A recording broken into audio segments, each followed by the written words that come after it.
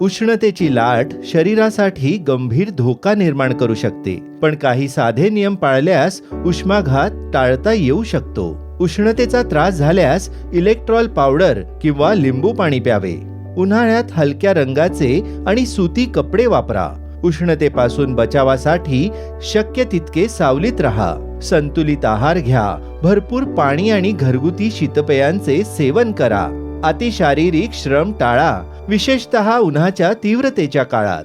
चहा, कॉफी तसेच मादक पदार्थांचे सेवन शक्यतो टाळा. उन्हातून आल्यावर लगेच थंड पाणी पिऊ नका.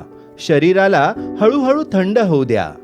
शक्यतो दुपारी 12 ते 3 या वेळेत उन्हात जाणे टाळा. लहान मुले आणि वृद्ध व्यक्तींची विशेष काळजी घ्या.